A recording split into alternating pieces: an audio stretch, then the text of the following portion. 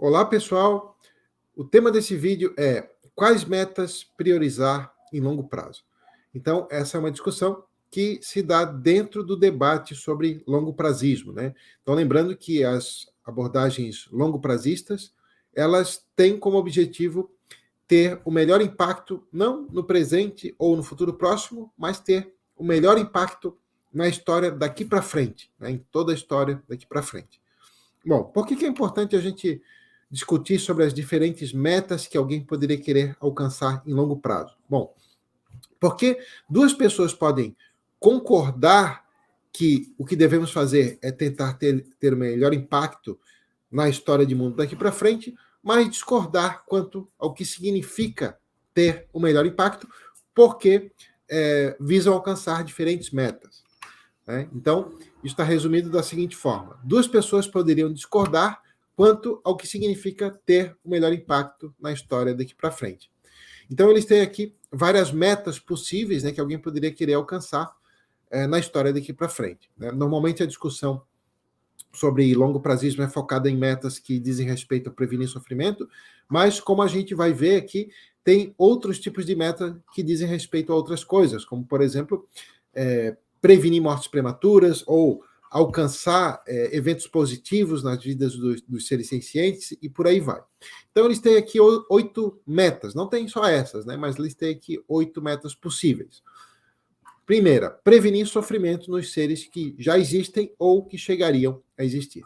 2, prevenir mortes prematuras. 3, evitar que cheguem a nascer seres que teriam vidas repletas de sofrimento.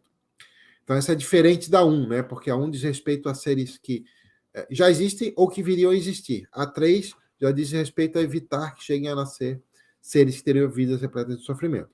4, proporcionar experiências positivas aos seres que existirão.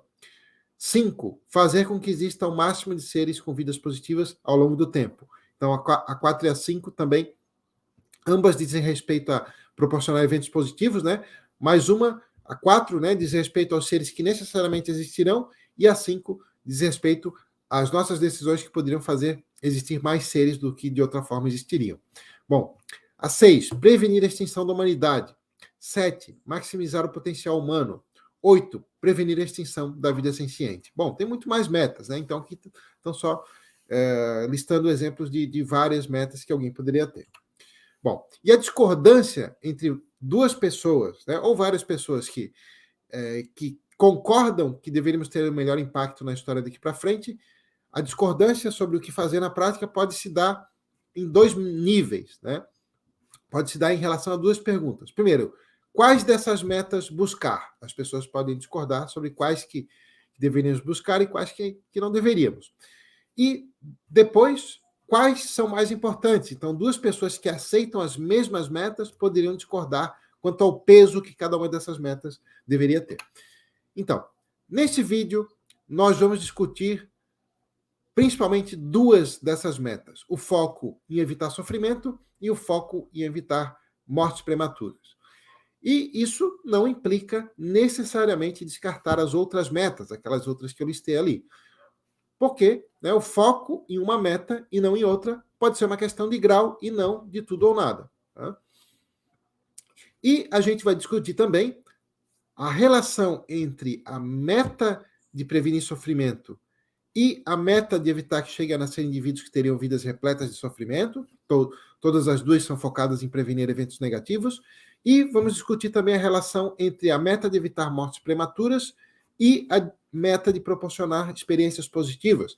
Porque, como a gente vai ver, a razão principal para evitar mortes prematuras é que a morte prematura é um dano porque impede que o indivíduo desfrute de experiências positivas.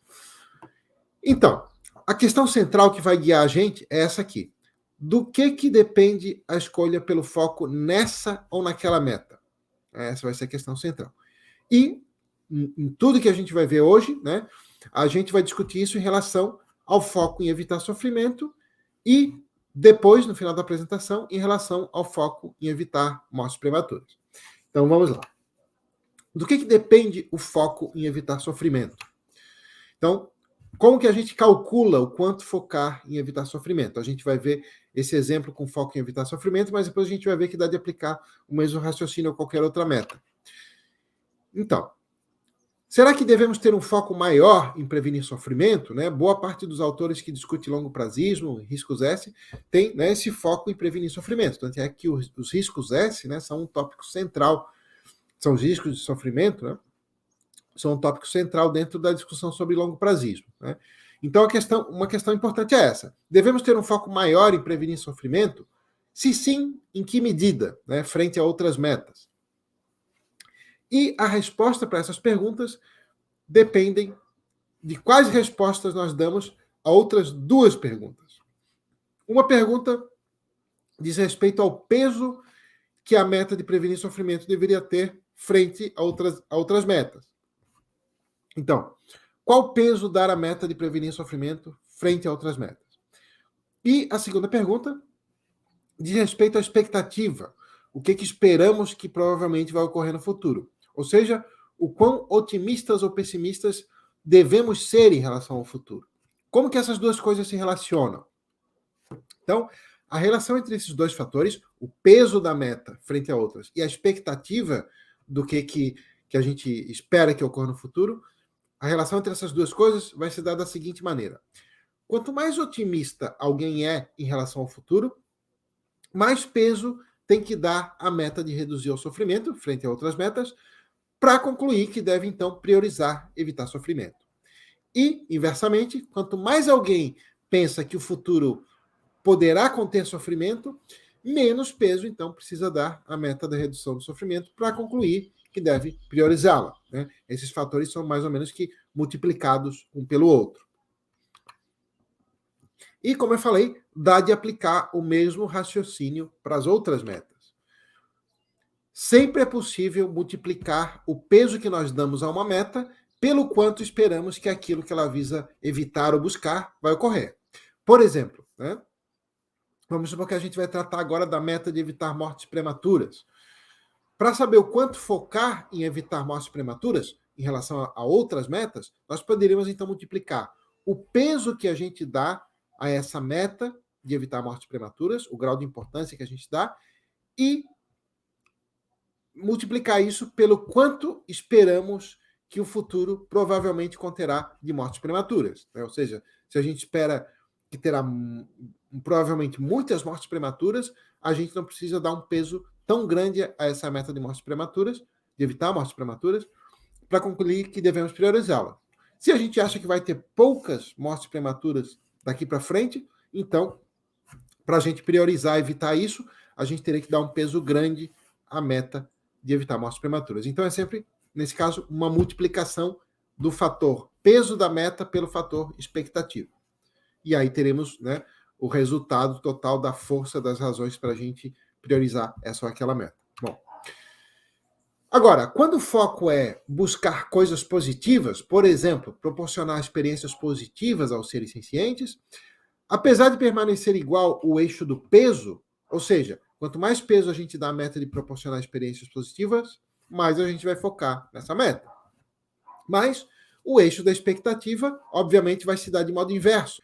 Ou seja, quanto mais a gente acha que o futuro já vai conter experiências positivas para os seres sencientes, mais peso a gente teria que dar à meta de proporcionar experiências positivas para os seres sencientes para priorizar essa meta. Né? E quanto menos a gente acha que o futuro já conteria de experiências positivas para os seres sencientes, menos peso a gente teria que dar essa meta para concluir, priorizá-la. Né? Então, aqui é inversamente proporcional, diferentemente das metas que visam evitar eventos negativos.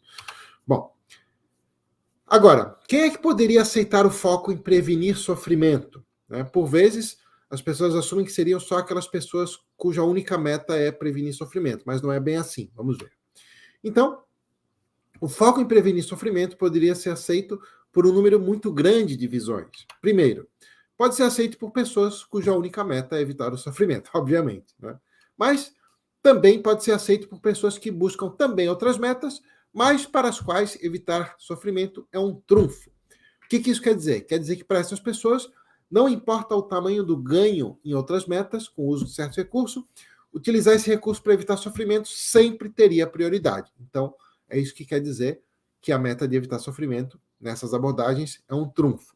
Mas a meta de evitar sofrimento também poderia ser aceita por pessoas que também aceitam outras metas, mas para as quais evitar sofrimento tem um peso maior, ainda que não seja um trunfo. Qual é a diferença, né?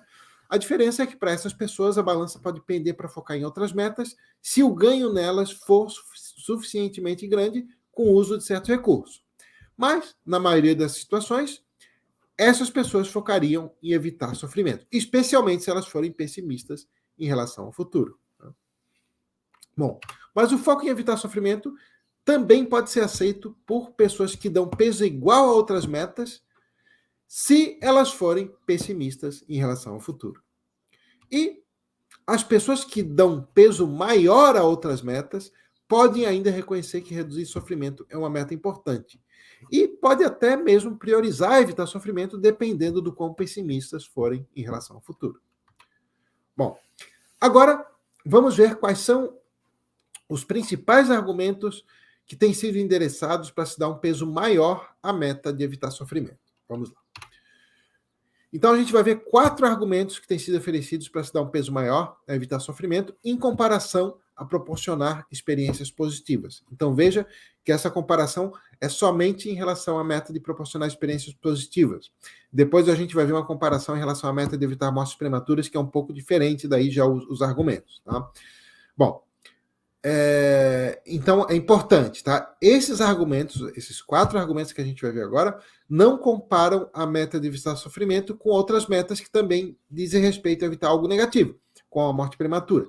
E isso a gente vai abordar mais para frente nessa apresentação aqui. Então, o primeiro argumento é na forma de um exemplo, que é o exemplo da garantia, que eu estou chamando aqui de primeira versão, porque tem 2 versões desse argumento. Imagine que podemos garantir uma dessas 2 coisas a seguir, mas não ambas. Primeiro, se estivermos em um sofrimento extremo, passaremos para um sofrimento moderado. Ou 2, se estivermos em um prazer moderado, passaremos para um prazer extremo. Parece que é mais importante garantir a primeira coisa. Parece que estar num sofrimento extremo, né, é muito mais importante evitar de estar num sofrimento extremo.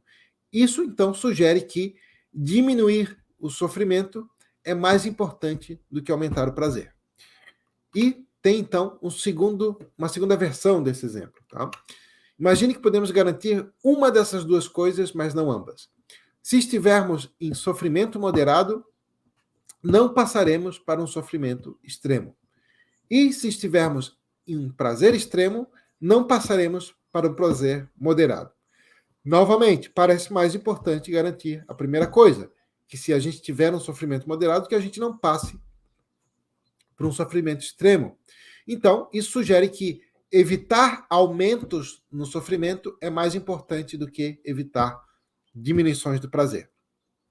Então, a diferença entre esses 2 exemplos é que o primeiro sugere que diminuir sofrimento é mais importante do que aumentar o prazer, e esse sugere que evitar aumentos no sofrimento é mais importante do que evitar diminuições do prazer. O terceiro exemplo é o exemplo da tortura. Quando alguém é submetido à tortura, pode chegar a se voltar contra seus entes queridos ou contra outros inocentes. Pode trair causas nas quais acredita, pode desistir da sua liberdade ou mesmo desistir da sua vida. Porém, muitas dessas pessoas que aceitam isso, no caso da tortura, não fariam essas mesmas coisas em troca de um prazer gigantesco. Isso sugere, então, que o sofrimento é muito mais insuportável do que a falta de prazer. Quarto argumento é o argumento de que evitar sofrimento é melhor para maximizar o saldo positivo. Então, esse último argumento, ele não é um argumento para se dar maior peso a prevenir sofrimento, mas ele sugere que prevenir sofrimento é mais eficiente para maximizar o saldo positivo. Ou seja, que mesmo quem tem a meta de maximizar o que é positivo, prazer, por exemplo, ainda assim deveria focar em evitar sofrimento, porque isso seria mais eficiente para maximizar o que é positivo. Por quê? Né? Porque quanto pior a situação de alguém, mais uma unidade adicional de recurso faz uma diferença positiva no seu bem-estar. Né? Isso é conhecido como princípio da utilidade marginal decrescente. Por exemplo, se alguém só tem 5 quilos de arroz, Se você dá 1 quilo a mais para essa pessoa, isso vai fazer uma diferença mais positiva no bem-estar desse indivíduo do que se você der esse quilo adicional para alguém que já tem muitos quilos de arroz, né? Então, mesmo que alguém que dá um peso igual a produzir o que é positivo em comparação a prevenir o sofrimento, tem ainda razões para priorizar prevenir sofrimento, porque isso seria mais eficiente para maximizar o que é positivo, se você dá os recursos para aqueles que estão sofrendo, tá? Bom, agora, outra questão. O quão pessimistas precisamos ser sobre o futuro para focarmos no sofrimento, tá? Então, algumas pessoas defendem que nós devemos ser otimistas em relação ao futuro, tá? E a gente vai discutir alguns argumentos nesse sentido, mas a gente vai ver também que, para a gente concluir que devemos priorizar evitar sofrimento, não é necessário que a gente seja altamente pessimista em relação ao futuro. É necessário somente que reconheçamos que a possibilidade de o futuro conter vastas quantias de sofrimento não é insignificante. Primeiro argumento, que defende que devemos ser otimistas em relação ao futuro, defende que a tecnologia tornará desnecessário causar sofrimento. Então, por vezes é dito que a tecnologia tornará fácil alcançar o que as pessoas querem sem precisar causar sofrimento, né? Por exemplo, que a carne celular, né, automaticamente vai abolir o uso de animais, porque vai proporcionar que as pessoas consumam aquele produto que elas querem, né, mas sem que isso implique sofrimento e morte dos animais. Esse é só um exemplo, né, mas esse argumento fala das tecnologias em geral. Então a ideia é de que se as pessoas se preocupam pelo menos um pouquinho em evitar sofrimento, e o custo de evitar sofrimento for baixo, elas vão evitar o sofrimento. É a ideia na base desse argumento, tá? Né? Então, um exemplo é esse que eu citei, a crença de que a carne celular vai tornar a exploração animal obsoleta, mesmo que as pessoas não se preocupem muito com os animais, desde que elas se preocupem um pouco, tá? Então, esse argumento ele pode fazer sentido em relação a práticas nas quais o sofrimento não é almejado por si, que é o caso do consumo de animais, né? O que as pessoas querem é consumir certo produto, esse produto causa sofrimento, causa mortes, mas as pessoas não almejam o sofrimento por si. Ele é um efeito colateral, é um instrumental para alcançar a meta que elas querem, que é ter um sabor específico. Bom, então esse argumento faz sentido em relação a isso. Pode ser que, por exemplo, a carne celular realmente venha a contribuir para abolir o uso de animais para consumo. Só que a tecnologia, então, agora, ponto importante, esse argumento parece que não se aplica à tecnologia em geral. Por quê? Porque a tecnologia também pode aumentar o poder de quem almeja causar sofrimento. Um exemplo é a tecnologia bélica, né? Então, a possibilidade de a tecnologia reduzir o sofrimento não almejado, como no caso do consumo de animais, não garante que o futuro será positivo.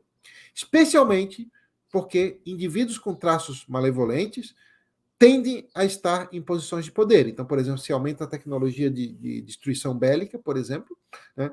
Então, teve um avanço na tecnologia, mas o saldo total de sofrimento não necessariamente diminuiu, porque normalmente, né, os indivíduos com traços malevolentes estão em posições de poder, têm mais controle da tecnologia do que outros indivíduos. Bom, isso, né, não é assim em todos os casos, mas esses indivíduos, né, com traços malevolentes têm vantagens, né, na busca por poder, porque os traços de personalidade deles já fazem eles passar por cima de todos os outros para conseguir, né, poder. Bom, um segundo argumento que defende que devemos ser otimistas em relação ao futuro é o argumento de que as coisas tendem a melhorar com o tempo, né? Então,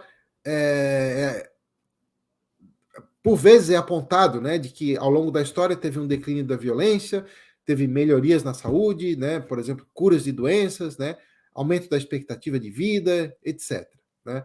Por exemplo, o Steven Pinker, né, tem um argumento desse tipo, quando ele defende que as coisas ao longo do tempo vêm melhorando, né? Por exemplo, se a gente comparar a Idade Média com agora, né, teve aí, né, tudo isso, declínio da violência, melhoria na saúde, cura de doenças, aumento da expectativa de vida, etc. Mas um problema com esse tipo de argumento é que parece que ele só faz sentido em relação a humanos, porque, por exemplo, também, ao longo do tempo, houve um gigantesco aumento do número de animais explorados, por exemplo, com o advento da pecuária industrial, né? E esse número continua aumentando muito, por exemplo, agora com o consumo de insetos, é um exemplo, né? E com a maximização da produção de consumo de crustáceos, né, como camarões, etc. Então, sobretudo, né, vem aumentando muito a quantidade de sofrimento e de mortes de animais aquáticos e invertebrados em geral. Então, não dá para a gente deduzir que porque as coisas melhoraram em geral para humanos, que então melhoraram no total. Já em relação ao sofrimento dos animais selvagens, a questão é mais incerta, se as coisas vêm melhorando ou piorando no total, ao longo do tempo. Por quê? Né? Bom, tem muitas práticas humanas que causam mortes e sofrimento aos animais selvagens. Mas várias dessas práticas, sem querer, acabam prevenindo sofrimento também. Né? Então, por exemplo, a substituição de áreas verdes por urbanização normalmente causa sofrimento e morte aos animais que ali viviam antes. Mas, dada a maneira como os processos naturais tipicamente afetam os animais, que a gente discutiu em detalhes em outros vídeos, mas vai recapitular um pouquinho daqui a pouquinho, por conta disso, a urbanização também previne que uma quantidade gigantesca de animais nasça ali apenas para sofrer em tais locais. Né? Então, o ponto é, levando em conta todos os seres sencientes, porque a quantidade de animais selvagens é gigantesca, é tão gigantesca, que faz até mesmo os números da exploração animal quase desaparecerem em comparação. Então, levando em conta todos os seres sencientes, nós simplesmente não sabemos se as coisas estão piorando ou melhorando no total. Né? Bom, só recapitulando aqui, né? Por que a forma como os processos naturais afetam os animais selvagens já tende para maximizar a quantidade de animais que nascem só para sofrer e morrer prematuramente. Né? Bom, é porque tem vários fatores, né? Mas a norma na vida dos animais selvagens é que sejam vítimas de sede, fome, doenças, desastres naturais, né? Parasitismo, etc. E isso é assim já em decorrência dos processos naturais. Às vezes as ações humanas agravam esses danos e esse sofrimento, mas isso tudo gera assim muito antes do aparecimento da espécie humana na Terra. Um fator que contribui muito vastamente assim, para haver uma maximização de sofrimento e de mortes prematuras na natureza é o fato de que a vasta maioria dos animais se reproduz maximizando a quantidade de filhotes. Esses não são normalmente os animais que as pessoas têm em mente quando pensam em animais na natureza, né? Normalmente as pessoas pensam em animais de grande porte e em adultos, né? De, por exemplo, elefantes, leões, gazelas, zebras, etc. Esses não são os animais típicos, né? Que vivem na natureza. A vasta maioria dos animais na natureza é de pequeno porte. Por exemplo, a vasta maioria dos mamíferos são pequenos roedores.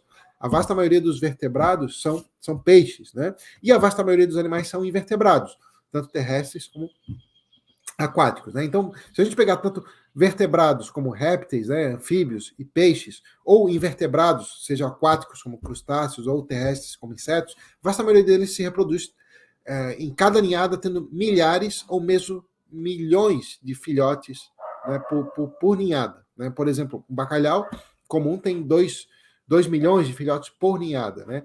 Um peixe-lua, 300 milhões. A cada ninhada, não é por ano, não é na vida. Né? O que acontece? Em períodos de aproximada constância populacional, em média, sobrevive apenas 2 filhotes por ninhada. Todo o restante nasce só para sofrer e morrer pouco depois. Então, explicando isso aqui, né? Ou seja, com a urbanização, certamente que muitos desses animais morrem ao se fazer a urbanização. Mas, se isso não fosse feito, provavelmente os animais que estariam ali continuariam se reproduzindo nessa escala astronômica. Então, provavelmente haveria muito mais sofrimento ali que a urbanização também previne. Veja, não estou defendendo aqui que necessariamente é certo fazer urbanização e matar os animais, tá? Só estou fazendo uma constatação dos fatos aqui, que a urbanização produz mortes de animais, mas também, sem querer, previne. Então, a gente não pode concluir então que necessariamente a situação dos animais selvagens agora tem mais mortes e sofrimento do que tinha antes, quando tinha menos urbanização. Isso tudo para dizer o quê? Que, então, é bastante incerto se, no total, as coisas estão melhores ou piores para os seres sencientes ao longo dos anos. Nós não temos estatísticas sobre isso. Bom, o terceiro argumento é o seguinte: a probabilidade dos riscos S não é insignificante. E isso parece ser suficiente para a gente focar em prevenir sofrimento. Vejamos por quê. Então, para se dar um grande foco a evitar sofrimento, é suficiente reconhecer que a probabilidade de futuro conter vastas quantias de sofrimento não é insignificante. Né? Como a gente viu, né? Isso tem a ver com multiplicar a expectativa pelo peso que a gente dá à meta de prevenir sofrimento. E essa probabilidade de o futuro conter vastas quantias de sofrimento não é insignificante por 3 razões. Primeiro, o sofrimento em escala astronômica no futuro pode surgir de muitas maneiras. Né?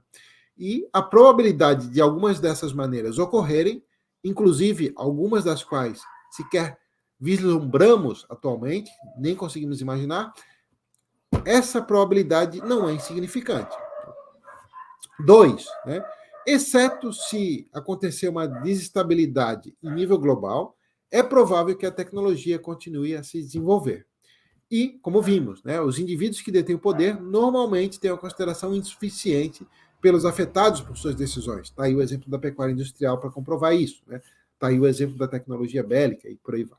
Bom, 3. As tecnologias proporcionaram desde cura de doenças até bombas nucleares e a pecuária industrial. Então, não é garantido que as tecnologias futuras necessariamente serão usadas de maneira benéfica. Esperamos que sejam, né? Devemos fazer de tudo para que sejam, mas não podemos esperar que necessariamente serão. E isso parece já suficiente para a gente reconhecer que a meta de prevenir sofrimento deveria ser uma das metas principais. Então, esse foi um breve resumo do debate sobre o foco na meta de prevenir sofrimento. E a gente vai discutir, a seguir, a meta de evitar mortes prematuras. Então, vamos lá. A meta de evitar mortes prematuras. Que razões existem a favor da meta de evitar mortes prematuras? Como que a gente pesa essa meta em comparação à meta de evitar sofrimento? É isso que a gente vai discutir a seguir. Então, a morte prematura tem a ver com essa questão aqui. Ó. O quão afortunado ou desafortunado alguém foi com a vida que teve. Então, uma das razões para se pensar que evitar mortes prematuras é importante tem a ver com avaliar o quão afortunado ou desafortunado alguém foi com a vida que teve. Em quais parâmetros deveríamos nos basear para fazer essa avaliação? Bom, vamos ver várias possibilidades. Vamos começar por algumas que parecem mais simples, mas são mais problemáticas. Tá? Bom, uma possibilidade é investigar o quanto de sofrimento a vida em questão conteve. Né? Certamente que isso é relevante, mas o exemplo a seguir sugere que não é o único fator relevante. Vamos ver. Vamos supor que a gente pudesse medir a quantidade de sofrimento que alguém teve durante a sua vida. Como é que a gente mediria isso? Né? Somando-se os instantes de sofrimento e multiplicando cada instante desse pela intensidade do sofrimento em cada momento. Né? Então teria uma curva assim. Né? E então a gente teria, vamos falar assim, quantos S a pessoa teve em vida, né? Que seria S a unidade para medir de sofrimento. Só para dar um exemplo fictício. É claro que isso na prática é difícil de medir com precisão, mas só para a gente entender aqui o exemplo. Bom, então, imaginemos que nós avaliamos as vidas de duas pessoas, Ana e Bia. Né? Ana, vamos supor que a gente avaliou e teve 200 mil S, né? Que é o sofrimento total da vida dela durante a vida inteira. E Bia teve 400 mil S. Né? Se a gente olhar apenas para o sofrimento, então a gente vai dizer, bom, a Bia foi mais desafortunada com a vida que teve, né, do que a Ana, porque teve mais sofrimento. Mas vamos imaginar o seguinte, agora vamos adicionar alguns outros fatores. Vamos supor que o sofrimento de Ana representou mais de 95% das experiências que ela teve durante a vida. E, enquanto isso, a vida de Bia, apesar de ter o dobro de sofrimento, teve também muito mais experiências positivas, a ponto de o sofrimento de Bia não chegar nem a 50% do total das experiências que ela teve na vida.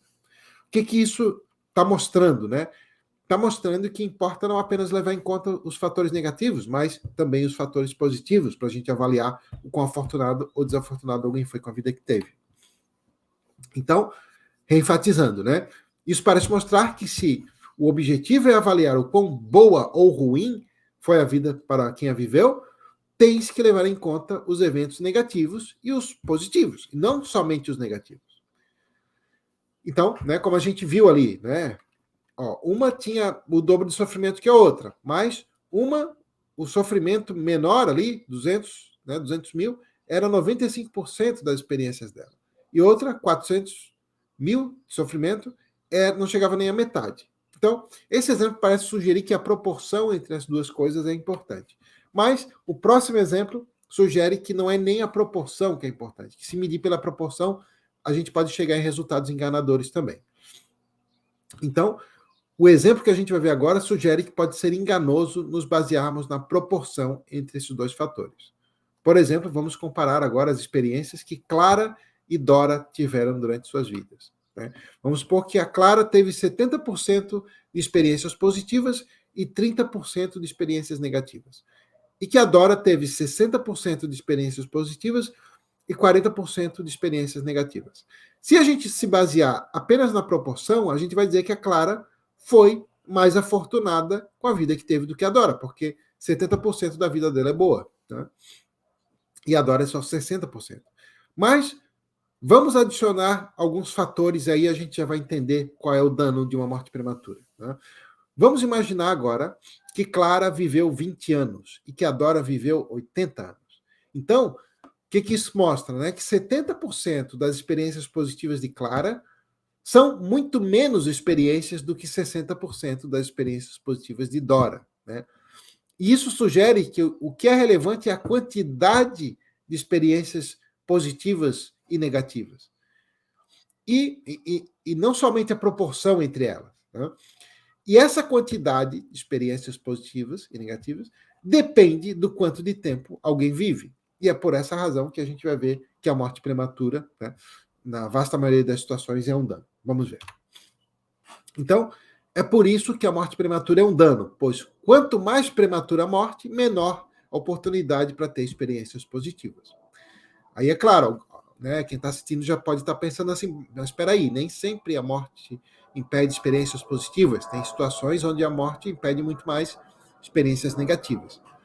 Então, aí por isso tem essa observação aqui. Só faz sentido querer que alguém tenha mais tempo de vida se for possível que essa vida seja minimamente significativa. É por essa razão que a meta de prevenir sofrimento é sempre muito importante. Só que também faz sentido dizer que se existe a possibilidade de uma vida ser significativa dali para frente, então a morte prematura contribui para que alguém seja altamente desafortunado com a vida que teve. Né? E quanto mais prematura, mais eventos positivos, né, não chegam a acontecer. Bom, agora como que a gente, entendendo agora por que a morte prematura é um dano, né, vamos pesar a meta de evitar sofrimento e a meta de evitar a morte prematura. Então, nós vimos que a meta de evitar mortes, né, está relacionada a proporcionar eventos positivos. A morte é um dano, quando é um dano? Porque ela previne, né, impede alguém de experimentar coisas positivas. No item 4, que a gente viu agora há pouco, nós vimos, né, 4 exemplos que sugerem que evitar sofrimento tem um peso maior do que obter experiências positivas. Então alguém poderia pensar, bom, então será que a meta de evitar sofrimento é sempre mais importante do que a meta de prevenir mortes prematuras? Não podemos deduzir isso a partir daqueles exemplos. Por quê? Porque aqueles exemplos não mostram que evitar sofrimento é um trunfo. Porque, dependendo do quão menor é o sofrimento e do quão maior é a experiência positiva, podemos achar que vale a pena passar pelo sofrimento para obter aquilo que é positivo. Né? Isso estamos falando, obviamente, em um mesmo indivíduo, não é causar sofrimento em uns para beneficiar outros. No mesmo indivíduo. Né? Às vezes a gente acha, por exemplo, que vale a pena passar por um determinado sofrimento para continuar tendo experiências positivas. Vamos ver alguns exemplos a seguir. Em outros casos, não, né? Em outros casos, a gente acha que é melhor prevenir o sofrimento. Bom, vamos lá. Aqueles 4 exemplos que a gente viu envolviam apenas um dado momento, né? O que é melhor? Garantir não ter um sofrimento extremo ou prevenir que o prazer não seja diminuído, etc. Né? Então, aqueles exemplos pediam-nos para imaginar se a gente preferia evitar sofrimento ou obter prazer, e nossas conclusões geralmente eram de preferimos evitar sofrimento, mas são exemplos que pesavam um único momento. Uma vez que a gente insere o fator tempo na equação, que, como a gente viu, está diretamente relacionado a evitar a morte prematura, então o peso das metas de evitar sofrimento e de obter experiências positivas, aí já é mais incerto. E a gente vai ver 2 exemplos nesse sentido. Primeiro, tem situações onde o sofrimento que experimentaríamos se continuássemos vivos é tão terrível que acreditamos que não vale a pena continuar a viver. Né? Tem vários pacientes em estado terminal, né, que imploram para morrer porque sabem que dali para frente, né, tudo que os aguarda é sofrimento extremo, por exemplo. Só que, por outro lado, tem situações onde acreditamos que vale a pena enfrentar sofrimentos consideráveis, por vezes até muito grandes, se isso for necessário para salvar nossa vida. Claro, se houver possibilidade de essa vida ser minimamente significativa. Por exemplo, se alguém quebra uma perna, normalmente a pessoa não acha que o mais razoável é morrer. Ela acha que o mais razoável é engessar a perna e depois se recuperar. Né? Então, esses casos sugerem que nenhuma dessas duas metas tem, em todas as situações, prioridade sobre a outra. Pode ser que a prioridade se inverta dependendo da situação. Porém, esses exemplos sugerem que ambas as metas são muito importantes. Então, o peso que nós atribuímos a evitar sofrimento versus promover experiências positivas tem implicações também em relação a quando nós pensamos que um indivíduo foi beneficiado ou foi prejudicado por vir a existir. Nós vimos lá no começo da apresentação que outras metas que alguém poderia querer alcançar, né? Tem outras duas além dessas, né? Uma seria prevenir que indivíduos cheguem a existir para ter vidas repletas de sofrimento, e outra meta seria fazer com que cheguem a nascer indivíduos para ter vidas positivas, né? Então, como que isso que a gente, qual é o peso que a gente vai atribuir a essas metas? Isso depende do quê, né?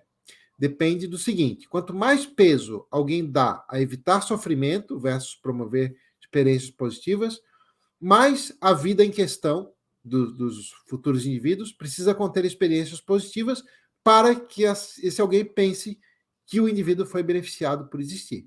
E, inversamente, quanto mais peso alguém dá a ter experiências positivas frente a prevenir experiências negativas, mais a vida em questão precisa conter sofrimento para que se pense que o indivíduo foi prejudicado por chegar a existir. Tá? Bom, a conclusão é a seguinte, tá? Independentemente da posição que alguém tenha quanto a essa questão, sobre evitar novos nascimentos para vidas repletas de sofrimento, ou qual é o ponto em que uma vida vale a pena, né, um novo indivíduo chega a existir, independentemente da posição que a pessoa tem em relação a isso, ela pode aceitar que se um ser vai nascer para ter uma vida onde todas ou quase todas as suas experiências serão muito provavelmente de sofrimento extremo, então é melhor que ele não chegue a nascer, né?